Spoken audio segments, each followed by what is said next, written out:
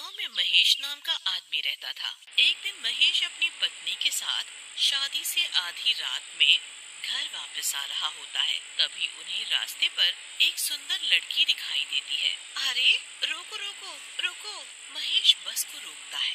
अरे क्यों रोक दी बस? बस लड़की दिखी नहीं कि लात टपकाते हुए पहुंच जाते हो। तो क्या करूं? काली कलूटी बीवी मिली है। कभी मेरा मन भी तो करता है अच्छी शक्ल देखने का। मतलब एक बार पूछो तो कौन है बेचारी? जी हाँ, बताइए कौन है आप? मैं पास के ही एक फार्म हाउस में अपनी सहेली की शादी में आई थी, लेकिन लेट हो गई। मुझे घर छोड़ देंगे? अरे वाह वाह, मजा आ गया। सुंदर लड़की है, मेरा आधा रास्ता बढ़िया कट जाएगा। इसको लिफ्ट दे देता हूँ। जी हाँ, आ जाओ जी, पूरी बस खाली जा रही है, मैं छोड़ दूंगा आपको। लड़की जैसे ही बस के दरवाजे की ओर आने लगती है, महेश की नजर उसके पैरों पे पड़ती है। वो बहुत डर जाता है। अरे ये तो कोई चुड़ैल है। देखो निर्मला, इसके पैर तो उल्टे हैं। चलो चलो, भागते हैं यहाँ से। अरे वाह वाह पतिदेव, हमारी तो लॉटरी लग गई। इसे बिठा लो बस में, कुछ नहीं होगा। अरे पागल हो गई है क्या? तू एक चुड़ैल काफी है मेरे लिए। ज्यादा मत बोलो, चुपचाप बिठा लो उसे। ये सुनहरा मौका है, मैं बाद में बताऊंगी तुम्हें। महेश निर्मला की बात मानकर उसे बिठा लेता है और डरते डरते बस को चलाने लगता है। बस में बैठते ही निर्मला उसे बातों में लगाकर उसके बाल खींचने लगती है। अरे अरे अरे, ये क्या कर रहे हो? छोड़ो छोड़ो मेरे बाल। बाल खींचते ही लड़की को गुस्सा आ जाता है और वो अपने असली खतरनाक चुड़ैल के रूप में आ जाती है। चुड़ैल की आंखें सफेद हो जाती है। छोड़ मुझे पागल औरत, छोड़, नहीं तो तू नहीं बचेगी। छोड़। अरे रे काली माई, ये क्या कर रही है? अरे रुक तो जा, तेरा बाल ही तो चाहिए। तभी महेश लाइटर जला देता है और वो चुड़ैल गायब हो जाती है। अरे बच गए रे। ए पागल औरत, क्या कर रही थी? और जल्दी से बस को भगाता हुआ घर पहुंच जाता है। अरे पागल हो गई है क्या? क्या कर रही थी? चुड़ैल के बाल क्यों खींच रही थी? अरे मुझे ऐसी वैसी मत समझो, ये देखो मेरे हाथ, उस चुड़ैल के कुछ बाल आ गए हैं। अब देखना कमाल। चलो आओ अंदर, फिर बताती हूँ। फिर वो घर के अंदर जाते हैं और निर्मला आग जलाकर ले आती है और चुड़ैल के बालों को आग के पास लेके जाती है। तभी वहाँ चुड़ैल तड़पती हुई आ जाती है। मत जलाओ मेरे बालों को, नहीं तो मैं भी जलकर राख हो जाऊंगी। मैं तुम्हारी गुलाम हूँ। मुझे बताओ क्या करना है, मगर मेरे बालों को मत जलाओ।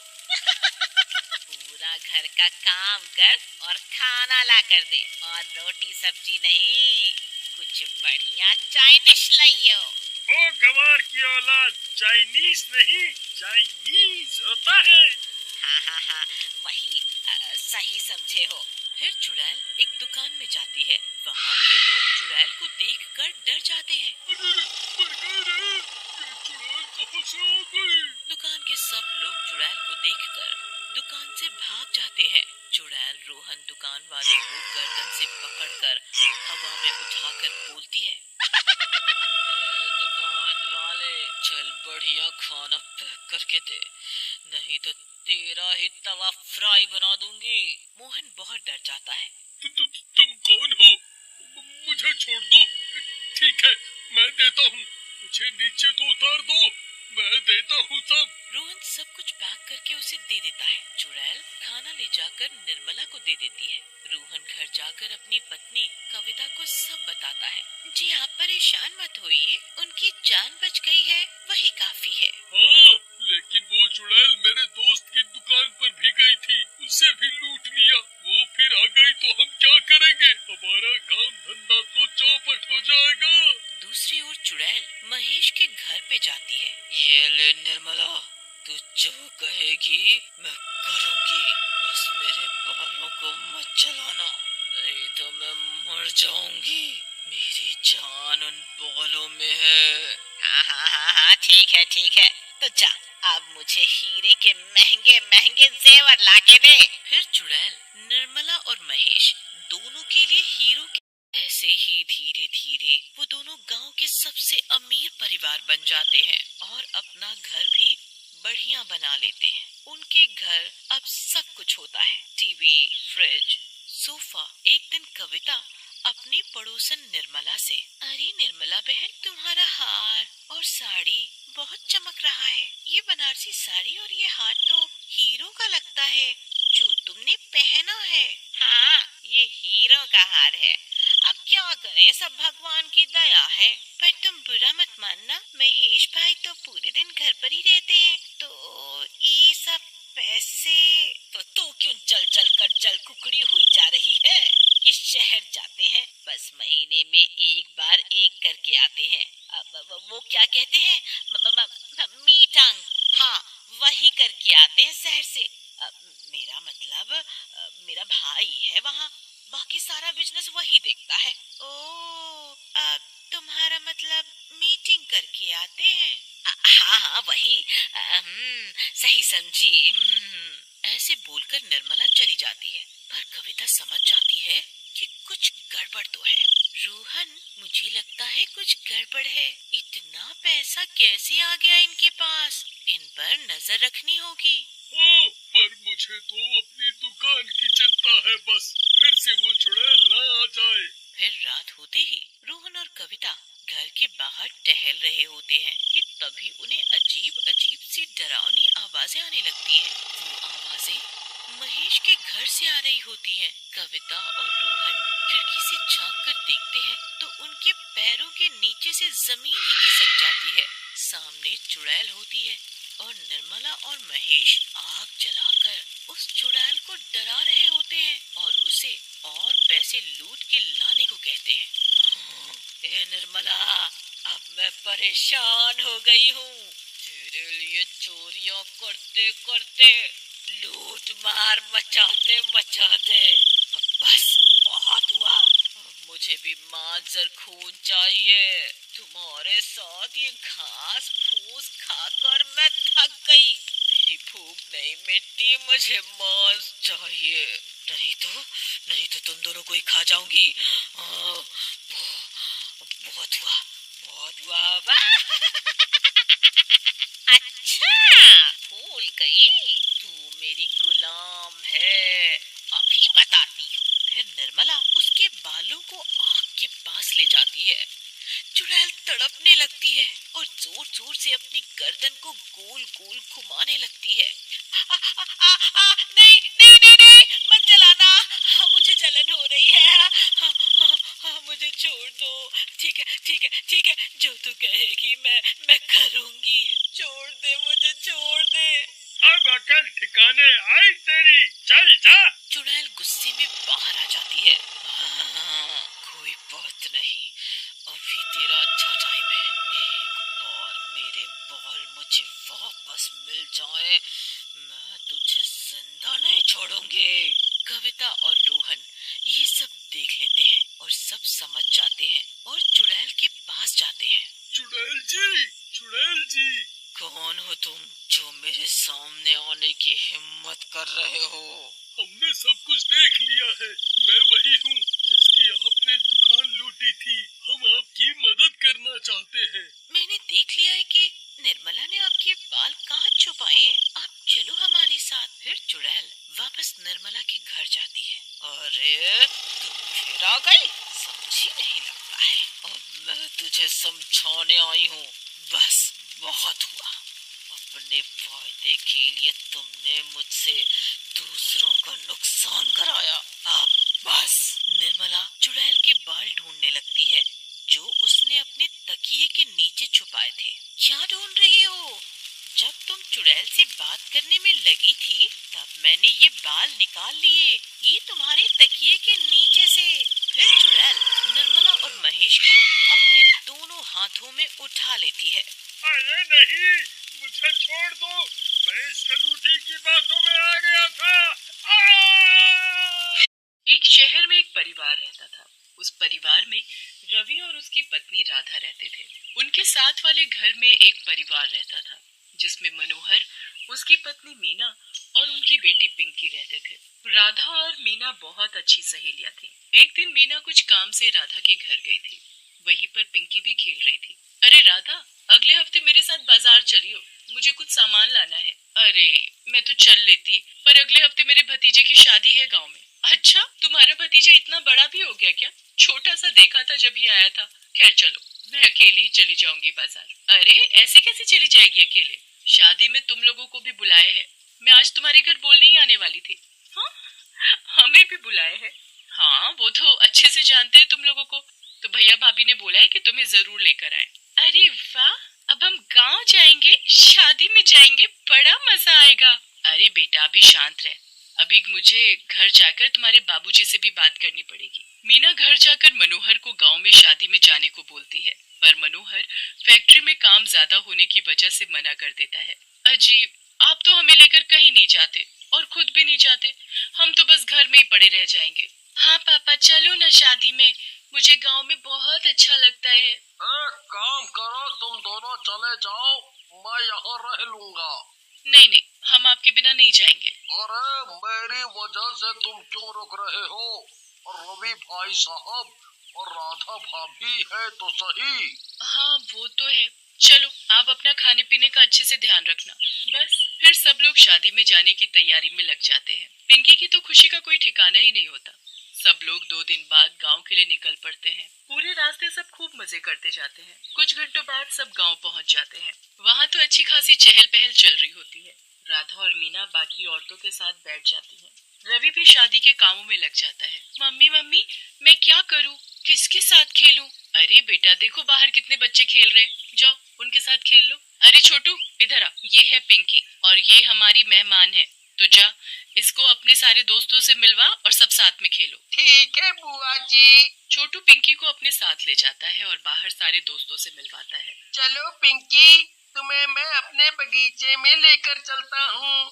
मेरे बाबूजी के वहाँ बहुत बड़े बड़े खेत और बगीचे हैं, तुम्हें वहाँ बहुत मजा आएगा। हाँ हाँ, क्यों नहीं, जल्दी चलो। छोटू पिंकी को पहले पूरा गांव घुमाता है और फिर उसको अपना बगीचा दिखाने ले जाता है। उस बगीचे में एक बहुत बड़ा आम का पेड़ होता है जिस पर बहुत बड़े बड़े आम लग रहे होते हैं। अरे छोटू, वो देखो ना, कितने बड़े बड़े आम, इनको देखकर तो मेरे मुंह में पानी ही आ गया। मुझे ये खाने हैं। खाने तो मुझे भी है, पर हम बहुत छोटे हैं, इसलिए हम इनको तोड़ नहीं पाएंगे। एक काम करते हैं, हम वहाँ से कुछ पत्थर लेकर आते हैं और उनसे इनामों को तोड़ने की कोशिश करते हैं। हाँ, ये तो अच्छा तरीका है। दोनों बच्चे मोटे मोटे पत्थर इकट्ठे करके ले आते हैं। उसके बाद वो एक एक करके उन्हें आम के ऊपर मार कर आम तोड़ने की कोशिश करते हैं। वो बच्चे इस बात से बिल्कुल अनजान होते हैं कि उस आम के पेड़ पर एक भूत रहता है। वो भूत उस वक्त पेड़ पर आराम से सो रहा होता है, पर जब अचानक एक पत्थर उसके मुंह पर आकर लगता है तो वो गुस्से से तिलमिलाकर उठ जाता है। किसने मुझे मारा? किसकी इतनी हिम्मत हो गई जो मुझे मार सके? लगता है आज किसी की मौत आई है। भूत गुस्से में इधर उधर देखने लगता है कि उसे आखिर किसने पत्थर मारा, और तभी उसकी नजर पिंकी पर जाती है। पिंकी के हाथ में मोटे मोटे पत्थर होते हैं जिनसे वो आम तोड़ने की कोशिश कर रही होती है। भूत का सारा गुस्सा पिंकी को देखकर खत्म हो जाता है। अच्छा, तो इस बच्ची ने मुझे पत्थर मारा है। कैसे आम तोड़ने की कोशिश कर रही है? एक काम करता हूँ, मैं ही इस बच्ची की मदद कर देता हूँ। भूत पेड़ में छुपा हुआ ही आम तोड़कर नीचे गिराने लगता है। जैसे ही पिंकी उस आम के पेड़ से आम गिरते हुए देखती है तो खुशी से उछलने लगती है। ये देखो आम, देखो छोटू, मैंने इतनी तेज पत्थर मारा कि एक बार में इतने सारे आम टूटकर गिर पड़े। आज नहीं पिंकी, आज माँ ने जाने को मना किया है। आज शादी की कोई रस्म है, इसीलिए माँ ने मुझे यहीं रुकने को कहा है। बिल्कुल सही कहा तुमने। दोनों बच्चे सारे आम जमीन से उठाकर घर ले जाते हैं। घर जाकर वो मजे से मीठे मीठे आमों का स्वाद लेते हैं। आम इतने मीठे होते हैं कि दोनों बच्चे पेट भर कर अब अगले दिन पिंकी दूसरे बच्चों से जाकर पूछती है कि कोई उसके साथ बगीचे में चल ले, पर कोई भी बच्चा पिंकी के साथ बगीचे में जाने को तैयार नहीं होता। हार कर पिंकी अकेले ही बगीचे में पहुंच जाती है। वहां जाकर वो उसी आम के पेड़ के नीचे जाकर खड़ी हो जाती है और उस पर लगे मोटे मोटे आमों को देखने लगती है। उसके बाद वो कुछ बड़े बड़े पत्थर ढूंढ कर लाती है और उनसे आम तोड़ने की कोशिश करती है। एक पत्थर फिर से उस भूत को जा लगता है वो बच्ची फिर से आम तोड़ने आई है। भूत फिर से कुछ आम तोड़कर नीचे गिरा देता है। पिंकी को लगता है कि उसने आम के पेड़ से आम तोड़े हैं। वो फिर से बहुत खुश हो जाती है। जमीन पर पड़े सारे आम इकट्ठा करना शुरू कर देती है। इस लड़की को आम कितने पसंद हैं। रोज ये इतने सारे आम लेकर जाती है। समझ नहीं आता ये इतने आम कैसे खा लेती है। धीरे धीरे काफी दिन गुजर जाते हैं। पिंकी रोज उस आम के पेड़ के पास जाती और रोज वो भूत उसे आम तोड़कर दे देता। पर एक दिन पिंकी आम लेने नहीं आती। भूत पूरा दिन पिंकी का इंतजार करता कि वो कब आएगी, पर धीरे धीरे शाम हो जाती है और फिर रात, पर पिंकी नहीं आती। आखिर वो बच्ची आज क्यों नहीं आई? क्या हुआ? वो ठीक तो है ना? अगले दिन भी पिंकी आम लेने नहीं जाती।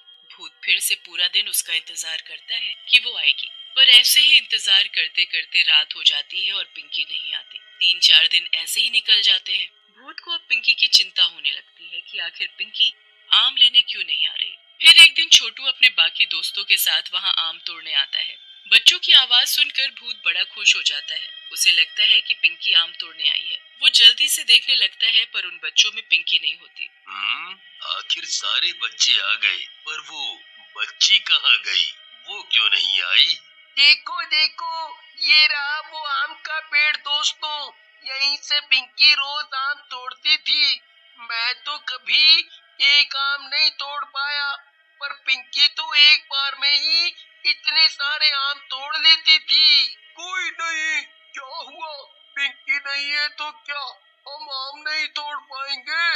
मैं तुम्हें अभी आम तोड़कर दिखाता हूँ। राहुल पत्थर मारकर आम तोड़ने की कोशिश करता है, पर उससे एक भी आम नहीं टूट पाता। उसके बाद बाकी के बच्चे भी आम तोड़ने की बहुत कोशिश करते हैं, पर किसी से भी एक भी आम नहीं टूट पाता। पेड़ पर बैठा भूत ये सब देख रहा होता है और उसे उन बच्चों पर बहुत गुस्सा आ रहा होता है। दोस्तों, ये आम तोड़ना हमारे बस की बात नहीं है। अगर पिंकी होती तो वो ही ये कर सकती थी, पर वो तो वापस शहर अपने घर चली गई। अब उसको शहर से वापस आम तोड़ने के लिए तो बुला नहीं सकते। रिंकू की ये बात सुनकर भूत को समझ में आ जाता है कि पिंकी शहर से आई थी और वापस शहर चली गई। अब उस भूत को बहुत ही बुरा लगता है और उसे गुस्सा भी आने लगता है। वो अपना गुस्सा बाकी बच्चों पर निकालने लगता है। वो आम तोड़कर देने की बजाय उन बच्चों के सामने आकर खड़ा हो जाता है। भूत को देखकर बच्चों की हालत खराब हो जाती है। वो तो डर के मारे कांपने लगते हैं। तुम्हारी इतनी हिम्मत कि तुम इस पेड़ को हाथ लगाओ। ये मेरा पेड़ है और मेरा घर है। इसके एक एक काम पर बस पिंकी का हक है। पर अगर तुमने इनको तोड़ने की कोशिश की तो मैं तुम सबको मार डालूंगा। भूत की ये बात सुनकर बच्चे उल्टे पांव वहां से भागते हैं। वो मिट्टी और कीचड़ से होते हुए सीधा घर जाकर ही सांस लेते हैं। उनकी हालत देखकर उनके माँ बाप उनसे पूछते हैं कि क्या हुआ, तो बच्चों की बात सुनकर तो किसी को यकीन ही नहीं होता। आम के पेड़ पर भूत है? मैं तो हमेशा उस बगीचे में काम करता हूँ, पर कभी मुझे ऐसा एहसास नहीं हुआ। पर पापा, मैं सच बोल रहा हूँ। वो भूत ही पिंकी को रोज आम तोड़ कर देता था। वो बोल रहा था कि आम के पेड़ पर बस पिंकी का हक था और उसने हम बच्चों को आम ना तोड़ने की धमकी दी थी। अगर हम वहाँ गए तो वो हमें मार डालेगा। ये बात जैसे ही सब बच्चों के माँ बाप को पता चलती है तो उन्हें अपने बच्चों की चिंता होने लगती है। वो सब मिलकर पंडित जी के पास जाते हैं। पंडित जी उन्हें एक लंबा सा धागा पढ़कर देते हैं और उस धागे को आम के चारों ओर 7 बार घुमाकर बांधने को बोलते हैं। वो उस धागे को लेते हैं और आम के चारों ओर 7 बार घुमाकर बांध देते हैं। उस धागे के साथ वो भूत भी उस पेड़ से बंध जाता है और कभी नीचे नहीं उतर पाता। उसके बाद वो भूत दूर से ही उन बच्चों को देखता रहता। धीरे धीरे एक दिन उस भूत को खुद एहसास हो जाता है कि उसने उन बच्चों को डराकर उनके साथ गलत किया। उसके बाद वो भूत रोज उन बच्चों को आम तोड़कर देता और बच्चे खूब आम खाते।